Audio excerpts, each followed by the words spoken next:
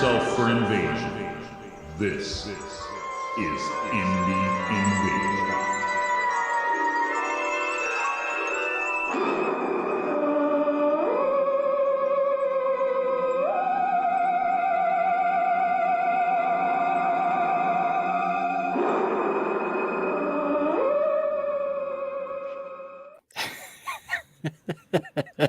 Here we are.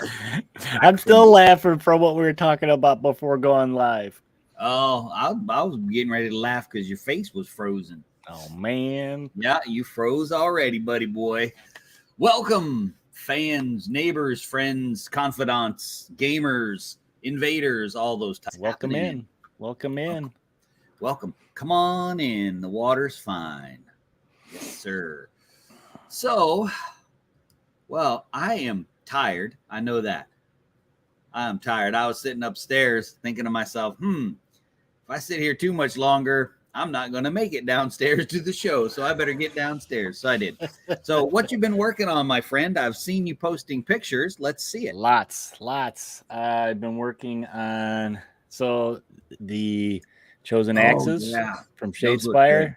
Now, these are the guys I started. If you go back, guys, you can watch me experimenting with speed paint. That's what I did the orange and their skin tones with. Well, and the base too. I started doing some of the finer detail work with just traditional paintings. I've been working on that. What's up, Alder?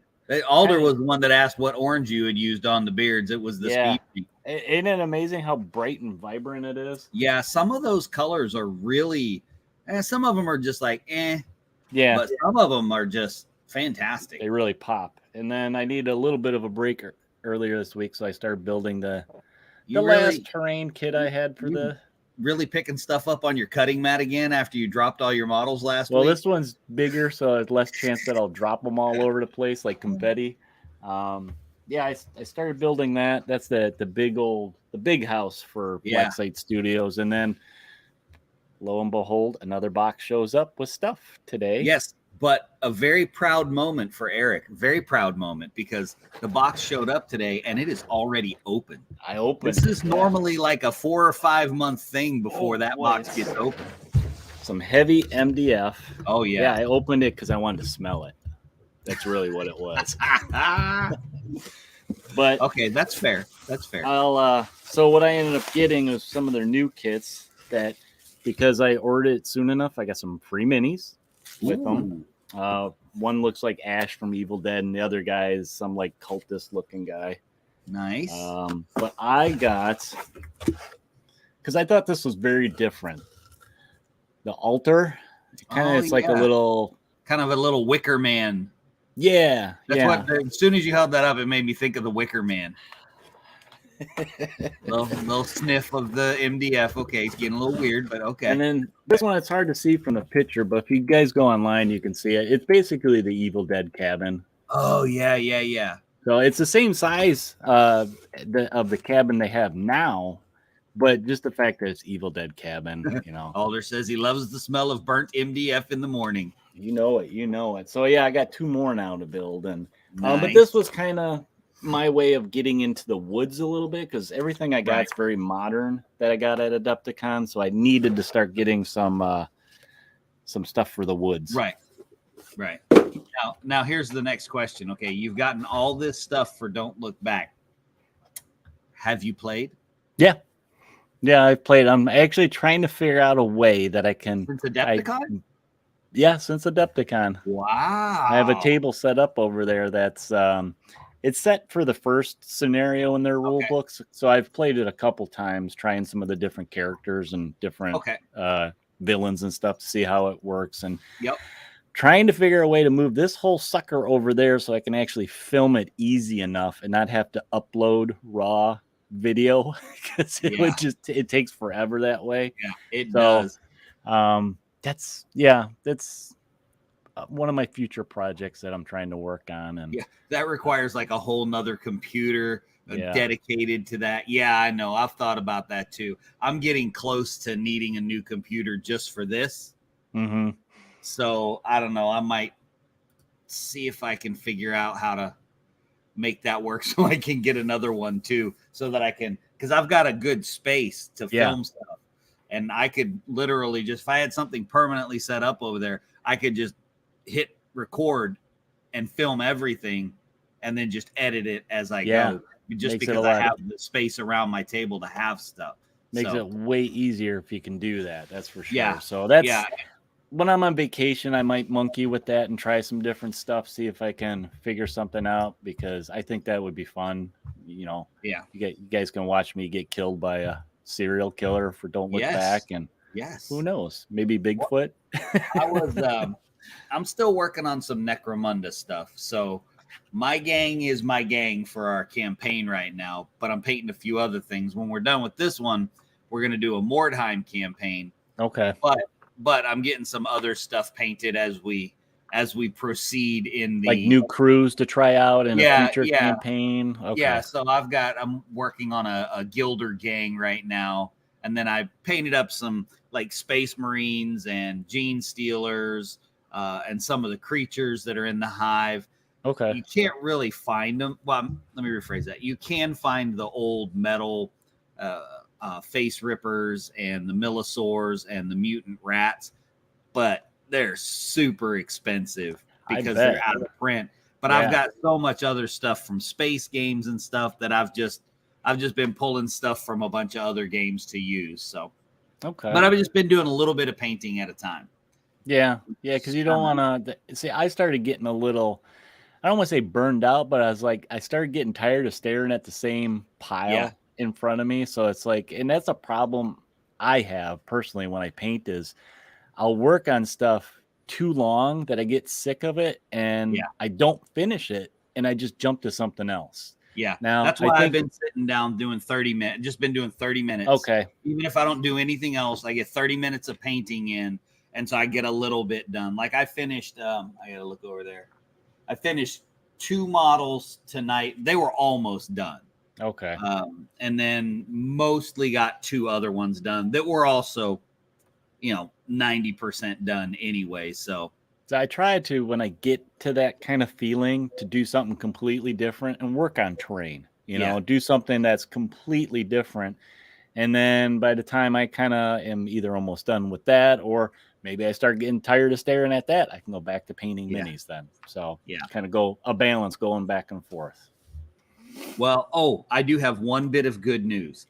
Now this surprises me because I think most people that watch us have ordered something from Drive-Thru RPG at some point. Sometimes it takes a little while for it to ship. Yeah, it does. Yeah.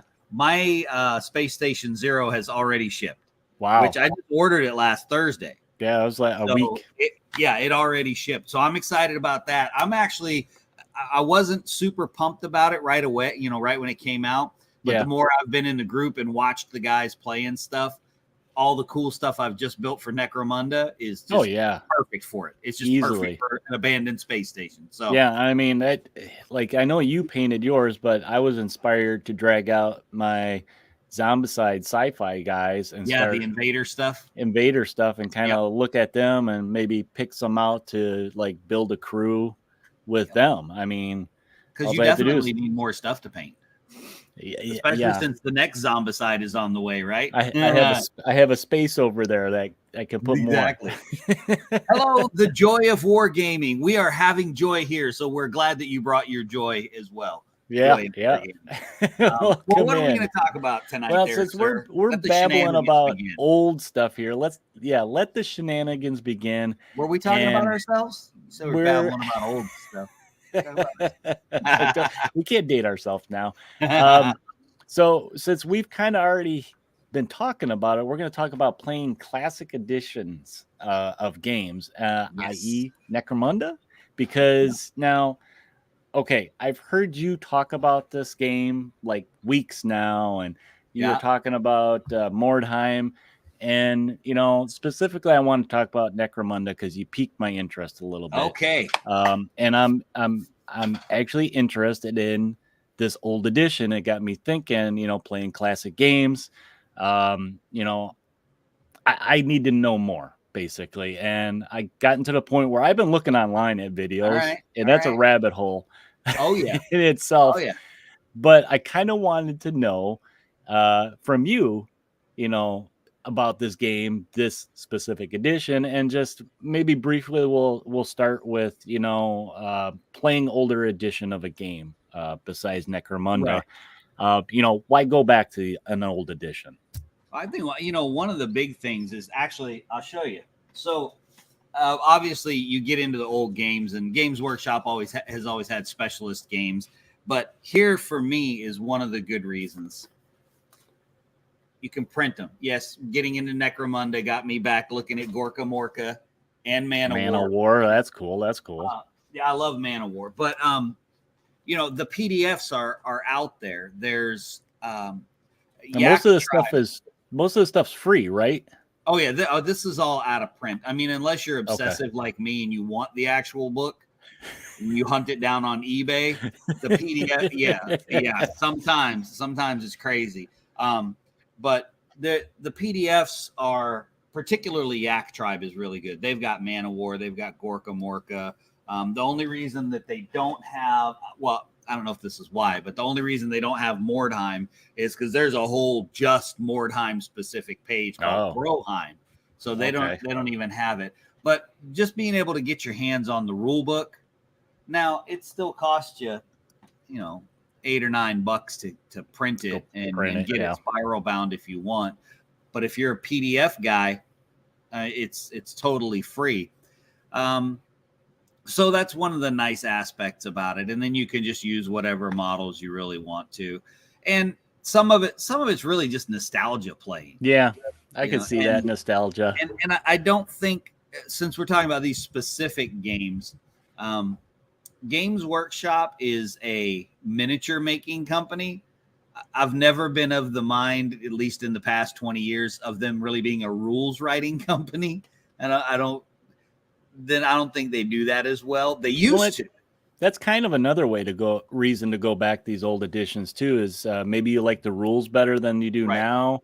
And the thing is, older, you change which ones you want, and kind of house rule them. Yeah, Alder makes a good point. The new Necromunda, man, you got to have so many books, tactic cards. I mean, there's just all this stuff that you need, that you have to have in order to play. Do I still have it open here? Which can be pretty overwhelming. So I think that's another good reason to get into some of the older games is some of the older games, they didn't have the market like gaming does today. And love or hate Games Workshop, the truth is the reason they make all those books is because in order to keep making all that stuff, they got to keep making money. Here we go. Here's where they start books. Yeah, there you go. Books and books. Yeah, I was looking at this stuff earlier, the newer stuff, and I was just like, oh my God, where do you start? There's just so many books. And it's awesome. It's so awesome, though. I mean, and then there's some more books. So, yeah, I was just like, and then it looked like they only had the 2 starter sets too. So I was just like, all right, I don't know where to even start. Yeah. So maybe it's overwhelming. Go back to the simpler times of the older edition. This is what you get. 1 book. Yeah. So I kind of like that. 1 book. That's a little bit simpler. That's it. Now there's other stuff that you can, I think, it was a different time of gaming, particularly for Games Workshop. They're this giant megalith corporation now producing this stuff, and that's not a bad thing. Don't mishear me. I'm not a GW hater, but I do love the old GW better. Yeah. And that's why I like the rules better for old Necromunda. Plus, it's nostalgia. Okay. So, 1995 is when this edition of Necromunda released. It was a rewrite of Confrontation, which came out. It was released in a series of White Dwarf magazines, and it was a big old. It was kind of a mess.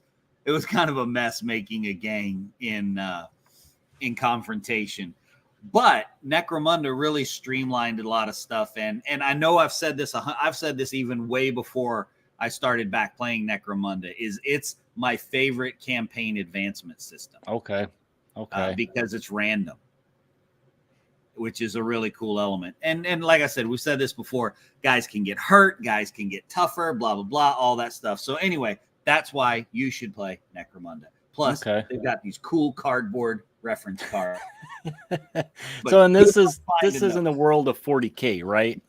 Yes. So Okay. it is the 40K universe. And it actually, believe it or not, it's not a dead game.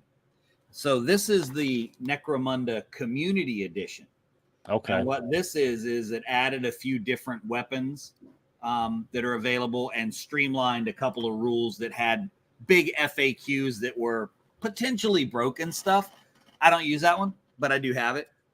It was nice for reference, right? Oh yeah. It's super good. It's super good. So, all right, what else you got? What do you want to know? All right, so we've kind of touched a little bit on it's gangs. We touched a little bit on the system and the fluff.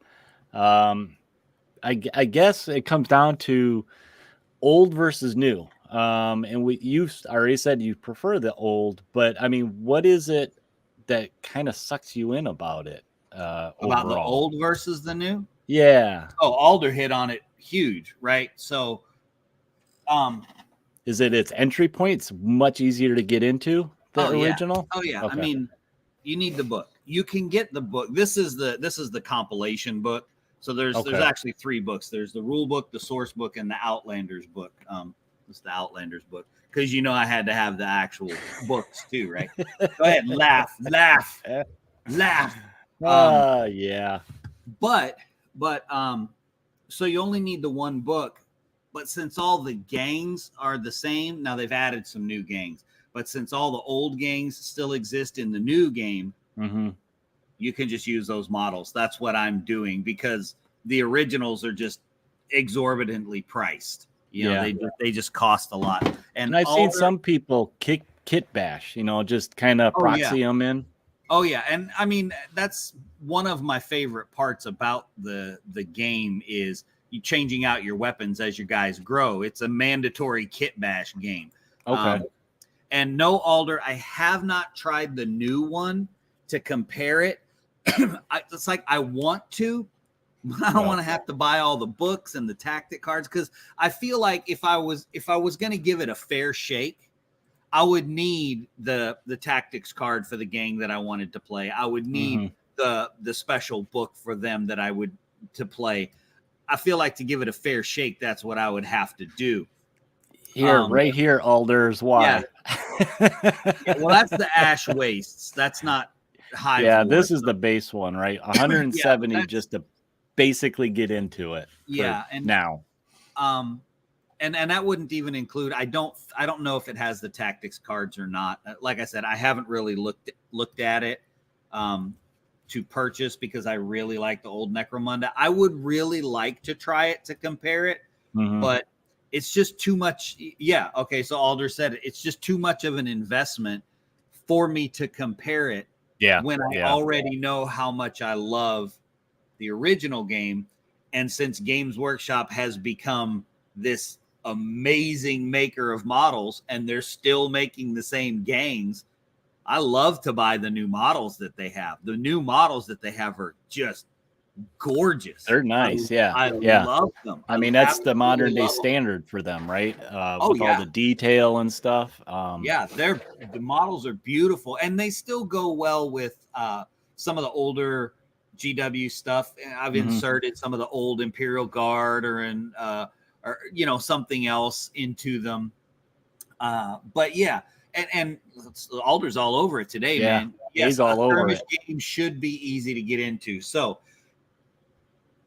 if you were to go to Yak Tribe right now, you could download everything you need. And when I say everything, I mean everything. So you have... I have the link in the show notes, you guys, too, if you want to do that. Necromunda got huge, man, when it took off in 95. So they had Gang War magazine. There's 6 issues. Naturally, I have all 6, right? I like that. These are does they got like fluff in there and stuff? Rules. Oh, okay. These are additional rules that were so the Gang War ones. I can't remember. I would have to cross. There's a little cross-reference chart for the rules that are official add-ons, fan add-ons that are approved, and then fan add-ons that haven't been play tested yet. Okay. And that's what. And then after that, I think they did a run of. I want to say it was 30 issues of the Necromunda magazine for it. So, there's a lot out there, and every single one of those things, including all of the White Dwarf articles for Necromunda, they are all on Yak Tribe. Oh, wow. That's cool. That's format. Cool. And I mean, the fluff wise, and we mentioned this a little bit, it's gangs, right? It's like kind of skirmish level gangs, fighting for turf, right? Something like that. Right. And so fluff wise, and a lot of the folks probably know this, you get the Hive Worlds, right? Hive World right here. And you've got Hive Primus on Necromunda, and that's basically where everything takes place.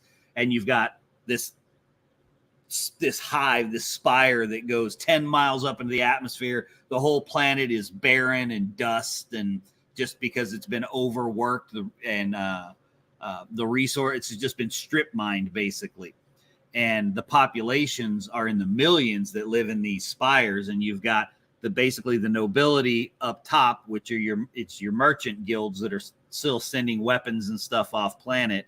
Then you've got the lords of the houses in the middle that kind of control the commerce below that. And then the gangs are the ones that fulfill their will throughout the lower section. And then you've got the Underhive. And that's where you get to start stuff like Gene Stealers and have nasty stuff come in. And that's basically what it is. It's the gangs are battling it out for resources and just to get even with each other. Just all kinds of fun stuff. And they did release, and I wish I could get my hands on the box nowadays, but without selling a kidney and probably 2 of my children to get enough money, it would be the Shadow War Armageddon box. And basically that was exactly Necromunda rules, almost exactly, except they spread it out so that you could have a Necron, not gang, it was a kill team. So you could have Necron, you could have Tau, you could have Space Marines, you could have Chaos. Oh, yeah. Okay, so you could bring in some of the other races into it. Right. So they expanded it out into a skirmish game that wasn't gangs. And Alder needs like a prize or something today. Yeah, the fluff is awesome for Necromunda. Cool. Really, really some of the best fluff out there for the game. And it's got, let's see, like this book, The Battles in the Underhive. This is a compilation of the White Dwarf. Oh, that's cool. There was stuff like that out there. Yeah. Don't try to look for some of these because your head will explode for the prices on some of them. Sometimes I just get lucky. Yeah, I can do that. I'll be like, yeah, I'll bid on this one. It's $12. And then you're like, oh, I won. And then there's one right next to it, the exact same book that sold for 6 times as much as that. And you just got lucky. So that's how I managed to reacquire a bunch of my Necromunda books. Now, we mentioned in the system that your guys can level up and die and all that stuff. Is it a pretty simple system? It sounds very similar, almost like this was kind of like the grandfather of many skirmish games that we see today. A lot of those concepts sounds like stuff that we've seen now. I think it was, and maybe there was something else out there. I don't really know for sure, but the campaign system, it's like all of our other favorite campaign systems and all of the other games. A lot of the stuff that 5 Parsecs from Home does, 5 Leagues, those types of games for their advancement with their basically baseline profile that you start with, I think is heavily influenced by what Necromunda did. Because it is, like you said, it's all very, very similar in the way that it operates. There's some differences. I know in a lot of the other campaign advancement games, you get to buy stuff up, right? So you can be like, well, this guy's got X amount of experience. I'm going to increase his weapon skill or whatever.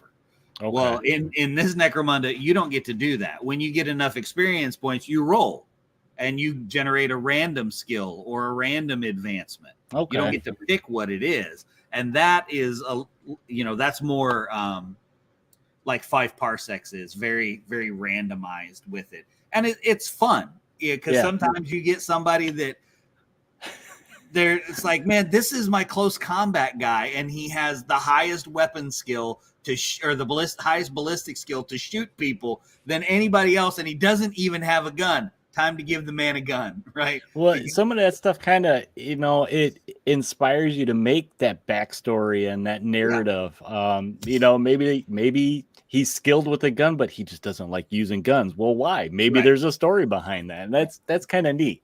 But you can also just kick him out of the gang if he gets too bad.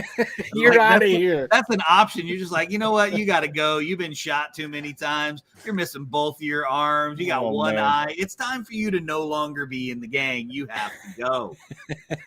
And you can replace them with somebody else. But you can have cool stuff happen too. Like I remember way back in the day, probably in 95, I had a guy who lost his eye.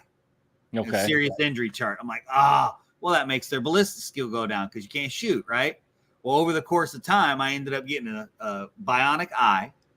I ended up getting his ballistic skill really high. So I'm a dude that got his eyeball blown out was the best shot on my team. Wow. So he got upgraded. Yeah. Eventually. So eventually.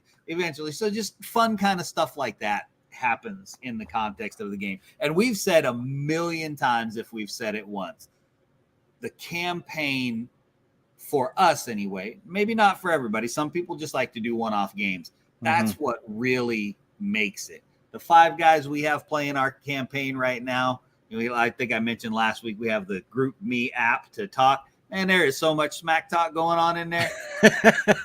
There's so much smack talk, reputations going around. It's like I got my gang, I have all this money and I can't spend it because the gang I use, they can't buy anything. But I got all this money. So I started my own shenanigans last week. I'm like, y'all need money. I have money. One of y'all needs to come talk to me. We can make some kind of an arrangement here. I don't know what that'll be, but we need to start talking and see what can happen. Now, when you guys play, is it player versus player? Are you guys doing teams? You can do whatever you want. So really, okay. Free for all, everybody. Oh, yeah, you can free for all. Jump in the pool. Shoot at whoever you want. Oh man, that sounds like chaos. That's where my money will come in. That's where my money will come in. I'll be like, listen, I'll give you 50 credits if you just shoot at him for the first 2 turns. Dang! Don't shoot at me. Don't shoot at me. Shoot at him.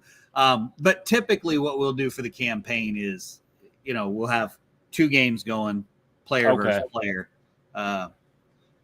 And he's, put a bounty on some gangers with all that money. Oh, Alder, you're the best because I know just the person I want to put a bounty on. I know just scenario the objectives. Forget that. He just put a bounty out. We're going after I'm putting somebody. A bounty on him. Oh, yes. Oh, our redemptionist player's not going to be very happy. Man. So you have a good variety of different gangs too, and different skills and all that. Yeah, strangely enough, typically you usually have. So this Outlanders book has the outlaw gangs, the ones that are, you don't get a lot of the advantages the regular gangs get. Is the majority 3 out of 5 of us have outlaw gangs. Wow. So we only have 2 standard gangs. So yeah, we have some good variety. We've got redemptionists, a chaos cult, Orlocks, Escher, and Spires. So go Google those and you'll see what they are. It's some of those ring a bell, like some of the originals that were in the core game and stuff. Yep. So I recognize some of them. Yeah, and I looked at some of the pictures and I like the look of the cultist. They look kind of neat, and I read a little bit about them, and they're kind of just like, we're gonna punish everybody. Yeah, well, but you're reading the newer rules, see, because they did re-release in 2017. They released another one. Okay, all right, Alder. Good evening. We'll catch you, Alder. I'll have to go through this big old sucker and read some of it there from 2004 and 5. Do you guys remember these suckers? The Games Workshop Bible, I like to call it. Yeah. I miss books like this. Oh, yeah, man. It was like the Sears catalog at Christmas time, right? Yeah, totally. Well, wow. I think I'm going to do a little more digging. just based on come that. On down. We need another player. Okay. We need another player. But yeah, I kind of wanted to go over this a little bit because it piqued my interest. I mean, I used to be in the GW stuff. I think when I was getting into it, those specialist games were getting kind of harder and harder to find. So of course, people were starting to just play the mainstream ones. Yeah. So I was always curious about it. And then, since 2017, them bringing back Blood Bowl, it's kind of like, what's going to be the next old school game that they bring back? Just because that's kind of what I'm thinking. I mean, that's the last main big one, right? I don't know that it really ever got big. No. It's very recognizable though. It is. I've got mine right over there. That's the only box of specialist games that I still have of all of them. Although I started with 40K, I didn't really play it that much because shortly after I started 40K, I discovered all the specialist games. Okay. And then I was playing Man of War. I was playing, Man of War, Space Hulk, Gorka Morka when it came out, Necromunda, Blood Bowl. I was playing all of the specialist games because I liked them. They were they were the original skirmish game. Everything was much smaller. It was much more manageable on the table. So, and it makes sense that they're bringing these back because of the popularity of skirmish games now.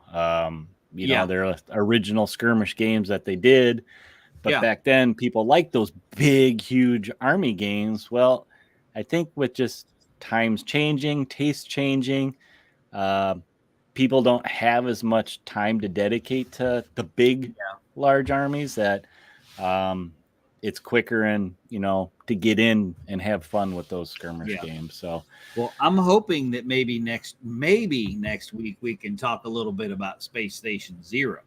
Yeah, you should have your book by then. And I'm hoping the place where Drive Through RPG ships from isn't very far from me. So I'm hoping it'll get here quick. And if it does, I might see if I can get a game in this weekend since it's solo and or co-op. Yeah, we can talk about it. We'll just jump right into the next sci-fi level game. Sure, why the heck not? Hopefully I'll have it finished read by then, but but anyway, that I wanted to know a little bit more about it, and I kind of wanted to bring it out to the viewers out there that can hear about the old school version, older edition of it, and why some people like playing it versus the newer stuff. Why it's cheaper, better. Right? Why it's cheaper, better. Less easier books. to get into. Yeah. Less books, lots less books. Yeah. I mean, I think that right there is a major thing for me is if I can go online and just download it. Yeah. So. Well, and the thing is, though, I don't want to sell the new game short because I haven't played it, but I do know that they've added like specialized weapons. Yeah, a lot more for each faction. Choices. Yeah, have a lot of choices. There's a lot of cool stuff like that. So maybe one day I'll find a box on the side of the road and pick it up and bring it in the house and. Yeah, right. I might. I mean, I would have ordered it and had it shipped to the house, but it would still be kind of by the road. Kind of. Yeah, technically. All right. Well, it is time. It is past time. Yes. So thanks, guys, for joining us. We appreciate you waxing nostalgic with us for the fastest 30 minutes in wargaming. We're glad you joined us. Join us every Thursday night for our shorts live stream. You can also find us on all of your podcast channels, but our main one is Podbean. So go over and give us a follow over there. I think we're almost at 10,000 downloads. Yeah, we got to be pretty close. Forgot to check. We're almost at 10,000 downloads. But you can also drop us a line at indieinvasion@gmail.com. And if you've got any show ideas or maybe know of a game that we weren't aware of. I know, I believe it was Tonio that mentioned Fairy Meat in the Discord. And I love Fairy Meat, and I got introduced to that by doing all of this with you guys. Somebody mentioned it, and it is a disturbing but kind of cool game. Also, pop over to it's fairies eating each other. It's kind of weird, man, but it's kind of cool at the same time, So go check out the Discord as well. There's lots of cool stuff always going on over there. That's where we post a lot of our pictures. You can also check us out on Patreon if you want, and kick us a little support if you would like to. If you don't, that's okay. But you have to go over to Redbubble and check it out, where you can get all your cool swag like coffee cups. And a brand new mini skirt. And a brand new mini skirt for Spaz. We know you'll watch this, Spaz. Hats, t-shirts, all kinds of cool stuff over there with your favorite Indie Invasion logos on there. We've got a couple different designs. Go check them out. They're lots of fun. But remember, friends, when you're out there playing games and having a good time and waxing nostalgic, to prepare yourself for the invasion.